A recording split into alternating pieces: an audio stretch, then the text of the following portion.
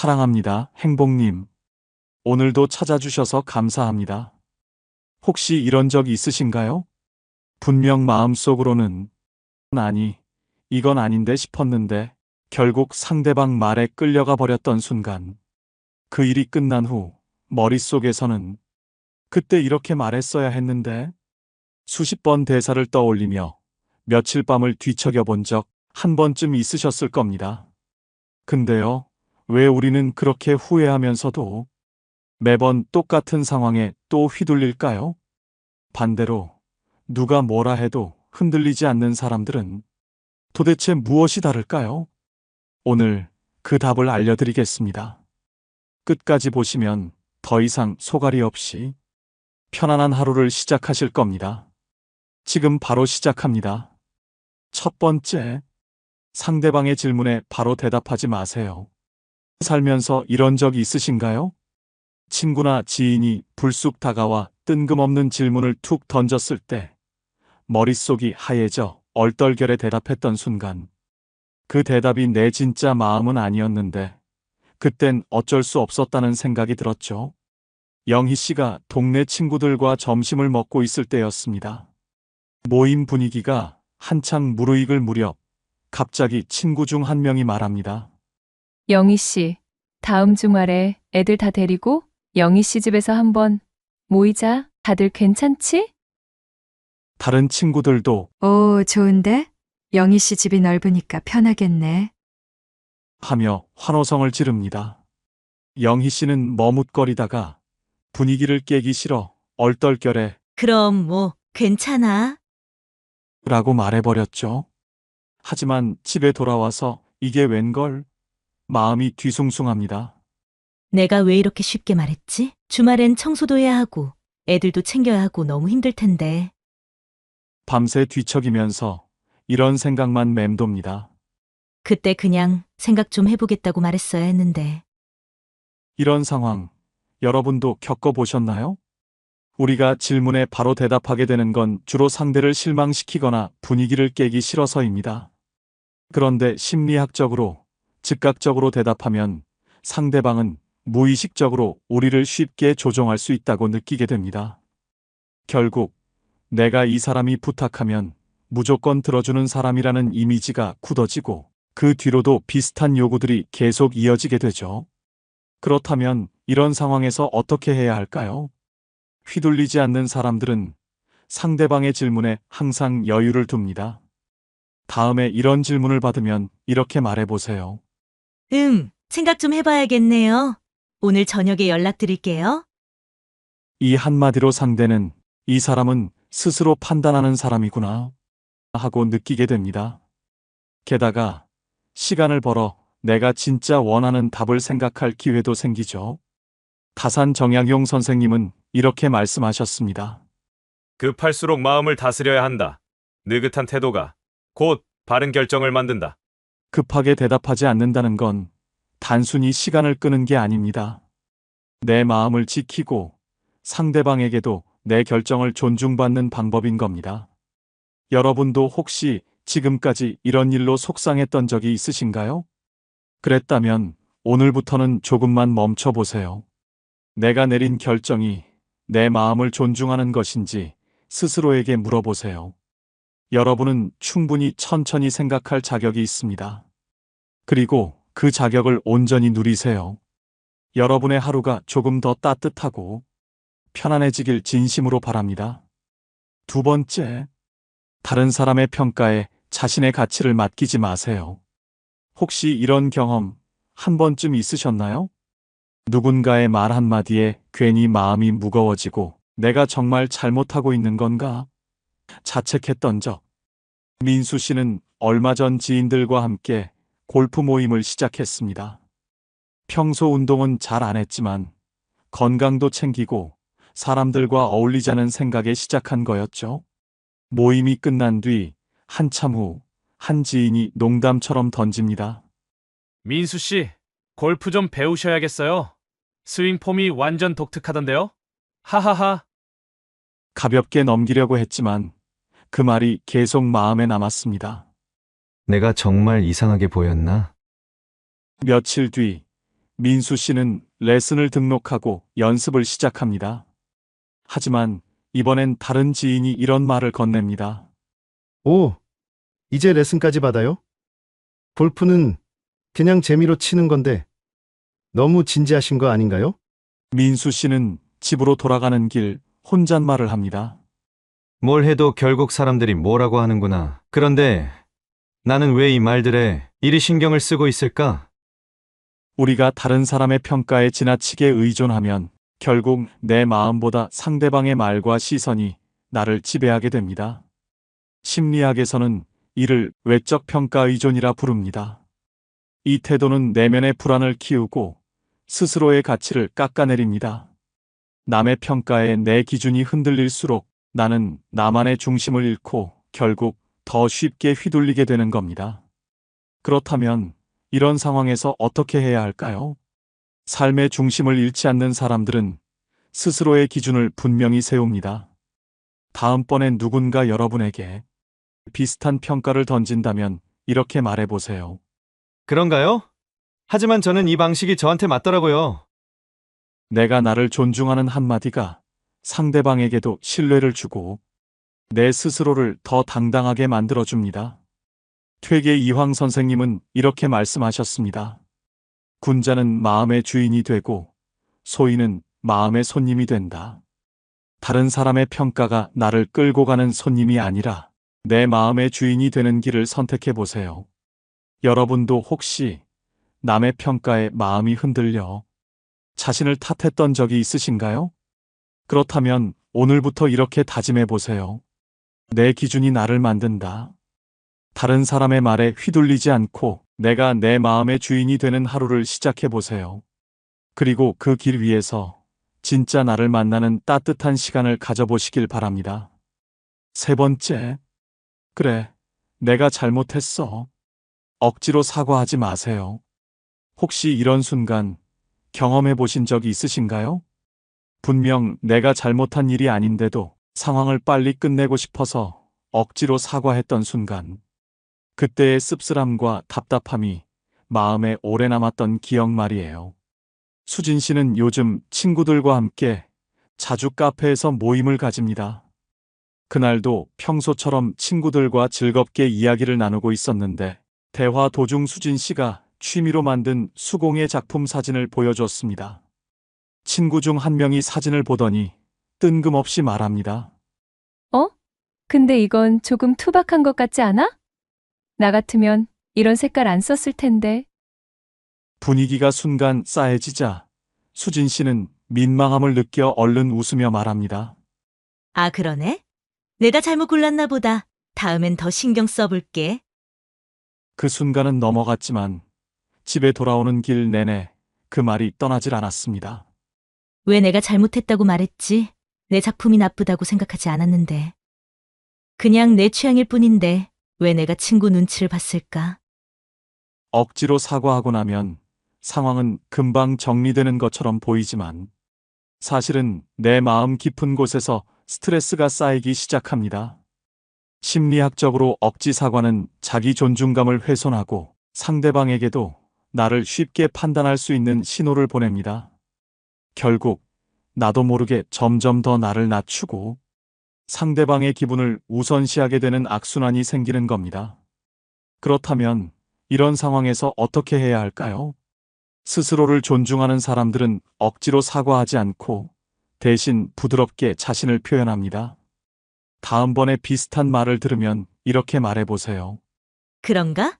난 이 색이 꽤 마음에 들더라고. 그래도 의견 고마워. 이 한마디로 내 취향을 지키면서도 상대방과의 관계를 부드럽게 유지할 수 있습니다. 억지로 사과하지 않아도 충분히 상대방을 존중할 수 있다는 걸 기억하세요. 율곡 이이 선생님은 이렇게 말씀하셨습니다. 나를 낮추는 것이 미덕이 될 때도 있지만 지키는 것이 더 큰 미덕이 될 때가 있다. 내 마음을 지키는 일이야말로 내가 나를 존중하는 첫걸음 아닐까요? 여러분도 혹시 억지로 사과하면서 마음이 더 답답해졌던 경험이 있으신가요? 그렇다면 오늘부터는 조금만 멈춰보세요. 사과는 미안할 때 하는 것이다. 내가 정말 잘못했을 때만 진심을 담아 사과하고 그 외의 순간에는 나 자신을 더 존중해 보세요. 그렇게 지켜낸 내 마음이 결국 더 당당하고 따뜻한 나를 만들어줄 겁니다. 네 번째, 내가 희생하면 다 좋아질 거야. 라고 생각하지 마세요. 혹시 이런 순간 경험해 보신 적이 있으신가요? 가족이나 주변 사람들을 위해 내가 모든 걸 감당하면 모든 문제가 해결될 거라고 생각했던 적. 그런데 시간이 지나고 나니 오히려 더 지치고 그 누구도 내 노력을 제대로 알아주지 않았던 순간 말이에요. 재훈 씨는 요즘 가족 문제로 고민이 많습니다. 장남으로서 부모님을 모시고 동생의 생활비까지 도와주다 보니 매달 월급이 빠듯해졌습니다. 며칠 전 동생이 또 연락을 해왔습니다. 형, 이번 달도 좀 도와줘. 다음 달엔 꼭 갚을게. 재훈 씨는 속으로 이번엔 좀 힘든데. 싶었지만 결국 동생을 걱정하는 마음에 알았어. 라고 대답했습니다. 하지만 며칠 후 부모님께서 갑자기 말씀하십니다. 재훈아, 네 동생 힘들다는데 좀 더 챙겨줘라. 네가 잘 버티니까 가족이 이렇게 유지되지 않니? 그 말을 듣는 순간 재훈 씨는 아무 말도 할 수 없었습니다. 내가 이렇게 노력하는데 왜 더 많은 걸 요구하지? 왜 아무도 내 고생은 당연하게 여기지 않고 알아주지 않는 걸까? 그날 밤 재훈 씨는 오랫동안 뒤척이며 생각했습니다. 내가 다 감당한다고 해서 정말 가족이 행복해지는 걸까? 심리학적으로 지나친 희생은 자존감을 갉아먹고 결국 자신을 가치 없는 존재로 느끼게 만듭니다. 다른 사람들을 위해 계속 희생하다 보면 정작 내 자신을 돌보지 못하고 관계에서도 불균형이 생기게 되는 겁니다. 나의 희생이 당연해지는 순간 상대방은 더 큰 요구를 하게 되고요. 그렇다면 이런 상황에서 어떻게 해야 할까요? 내면이 단단한 사람들은 자신의 한계를 분명히 합니다. 다음번에 누군가가 지나친 희생을 요구한다면 이렇게 말해보세요. 내가 도와줄 수 있는 건 여기까지야. 네가 나머지를 해내야 해. 상대방의 요구를 거절하는 건 이기적인 게 아닙니다. 오히려 내 자신을 지키면서 관계의 균형을 맞추는 첫걸음입니다. 율곡 이이 선생님은 이렇게 말씀하셨습니다. 스스로를 돌보지 않는 사람은 다른 누구도 제대로 돌볼 수 없다. 나를 돌보지 않는 희생은 진정한 사랑이 아니며 결국 내 마음을 상하게 할 뿐입니다. 여러분도 혹시 지금까지 누군가를 위해 희생하며 스스로를 외면했던 적이 있으신가요? 그렇다면 오늘부터 이렇게 다짐해 보세요. 내가 행복해야 다른 사람도 행복할 수 있다. 나를 존중하고 내 삶의 균형을 되찾는 것이야말로 진짜 사랑의 시작입니다. 그리고 그 시작은 바로 여러분 자신을 소중히 여기는 데서 시작됩니다. 다섯 번째, 되도록 감정적으로 반응하지 마세요. 혹시 이런 경험 있으셨나요? 누군가의 말에 화가 나서 순간적으로 감정적으로 반응했지만 시간이 지나고 나서야 내가 왜 그랬을까 하고 후회했던 순간 감정은 풀리지 않고 오히려 상황이 더 복잡해졌던 기억. 영희 씨는 요즘 아이 학부모 모임에 자주 나가고 있습니다. 얼마 전 모임에서 학급 대표를 뽑는 이야기가 나왔는데 다른 학부모가 영희 씨를 보며 농담처럼 말했습니다. 영희 씨, 평소에 꼼꼼하시니까 학급 대표 한번 해보세요. 사실 이런 건 책임감 있는 분이 해야죠. 영희 씨는 그 말을 듣는 순간 속이 상했습니다. 이건 사실상 나보고 떠맡으라는 거잖아. 왜 다들 이런 일을 나한테만 떠미는 거야? 순간적으로 기분이 나빠진 영희 씨는 참지 못하고 단호하게 말했습니다. 꼼꼼하다고 해서 제가 이런 걸 다 맡아야 하는 건 아니잖아요? 저도 바쁜데 왜 저한테만 그러세요? 모임 분위기는 갑자기 어색해졌고 다른 학부모들이 서로 눈치를 보기 시작했습니다. 영희 씨는 그날 밤 집에 돌아와 생각했습니다. 내가 너무 예민하게 반응했나? 그냥 웃으며 넘길 수도 있었는데 오히려 불편한 분위기를 만든 것 같아. 그날의 기억이 자꾸 떠올랐고 감정적으로 대응하면서도 속이 시원하지 않았던 자신이 더 답답했습니다.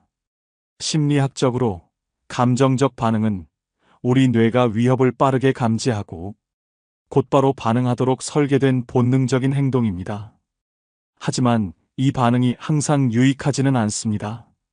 특히 상대방이 이를 이용해 감정적 유도를 시도한다면 우리는 더 쉽게 흔들리게 됩니다. 재미있게 말하자면 감정적으로 반응하는 사람은 무방비 상태의 성 같아서 상대방이 들어와 흔들기 쉽다는 겁니다. 반면 차분하게 대처하는 사람은 철저한 방어를 갖춘 성 같아서 상대도 함부로 접근할 수 없습니다. 결국 감정을 컨트롤하는 사람은 신뢰를 얻고 상황을 자기 편으로 끌어가는 힘을 가지게 됩니다. 그렇다면 이런 상황에서 어떻게 해야 할까요? 다음번에 비슷한 말을 들으면 감정을 한 박자 멈추고 이렇게 말해보세요. 아, 그런가요? 하지만 저는 지금 조금 여유가 없네요. 이렇게 여유를 가지는 태도는 상대방에게 나는 쉽게 흔들리지 않는다는 메시지를 전달합니다. 퇴계 이황 선생님은 이렇게 말씀하셨습니다. 감정은 날카로운 칼과 같다. 잘 다스리지 못하면 나 자신을 다치게 한다. 감정을 내 편으로 만드는 일은 삶의 주인이 되는 중요한 첫걸음입니다. 여러분도 혹시 감정적으로 반응했다가 스스로 더 마음이 무거워진 적이 있으신가요? 그렇다면 오늘부터 이렇게 다짐해 보세요. 내 감정은 내가 다룬다. 차분한 태도가 여러분의 하루를 더 단단하게 그리고 관계를 더 따뜻하게 만들어줄 겁니다. 6번째, 모든 사람에게 잘 보이려고 하지 마세요. 혹시 이런 적 있으신가요? 누군가의 기대에 맞추려고 애썼지만 정작 마음은 더 지치고 공허했던 경험. 성훈 씨는 회사에서 누구에게나 친절한 사람으로 통합니다. 업무 요청을 받으면 항상 제가 해보겠습니다라고 말하고 누구보다 먼저 나서서 도와주는 사람이었죠. 얼마 전 성훈 씨는 동료 A가 갑자기 찾아와 이렇게 말했습니다. 성훈 씨, 이번 자료 준비 좀 대신 해줄 수 있을까요? 제가 시간이 부족해서 그런데 성훈 씨가 더 꼼꼼하니까 부탁해요. 성훈 씨는 속으로 이건 내가 맡은 업무도 아닌데. 생각했지만 알았어요. 제가 해볼게요. 라며 또다시 도와줬습니다. 며칠 뒤 동료 B도 다가옵니다. 성훈 씨, 이번 팀 프로젝트에서 발표 자료 좀 맡아줄래요? 지난번에 잘했으니까 이번에도 좀 부탁할게. 성훈 씨는 또 그럴게요. 라고 대답했습니다. 그런데 프로젝트가 끝난 뒤 성훈 씨는 깜짝 놀랐습니다. 성과를 평가하는 자리에서 A와 B는 자신들이 열심히 했다는 이야기만 하며 성훈 씨의 공헌에 대해선 아무 말도 하지 않은 겁니다. 심지어 다음 날엔 또 다른 동료가 그에게 일을 떠넘기려 했습니다. 심리학적으로 모든 사람에게 잘 보이려는 태도는 내 자존감을 깎아내리고 타인에게 이 사람은 늘 도움을 주는 사람이라는 이미지를 심어줍니다. 결국 나의 가치는 희석되고 사람들은 나를 이용하기 쉬운 대상으로 여기게 되는 거죠. 그렇다면 이런 상황에서 어떻게 해야 할까요? 다음번에 비슷한 요청을 받으면 이렇게 말해보세요. 이번엔 제가 맡은 업무가 많아서 어렵겠습니다. 다른 방법을 찾아보는 게 좋을 것 같아요. 이렇게 내 기준을 분명히 하면 사람들은 나를 더 존중하게 되고 관계에서도 균형을 맞출 수 있습니다. 율곡 이이 선생님은 이렇게 말씀하셨습니다. 다른 이의 기대에 스스로를 잃지 않는 것이 진정한 존중의 시작이다. 내가 나를 존중할 때 타인도 나를 소중히 여길 수 있습니다. 여러분, 이제는 나를 소중히 여기는 연습을 시작해 보세요. 모두를 만족시키지 않아도 괜찮습니다. 진짜 나를 아끼고 존중하는 사람들이 언제나 내 곁에 남아줄 겁니다. 오늘 우리는 휘둘리지 않는 사람은 남이 아닌 자신의 마음에 귀 기울인다는 것을 배웠습니다. 이제 여러분도 스스로를 더 아끼고 존중하며 마음을 편안하게 하는 길을 걸어가시길 바랍니다. 혹시 여러분도 비슷한 상황을 겪으셨다면 댓글로 사연을 나눠주세요. 많은 분들께 큰 도움이 될 것입니다. 이 영상이 필요한 분들께 공유해 주시고 구독과 좋아요로 저를 응원해 주세요. 여러분과의 소중한 연결이 저에게 큰 힘이 됩니다. 오늘도 여러분의 행복을 빕니다. 이상으로 행복 주문서였습니다.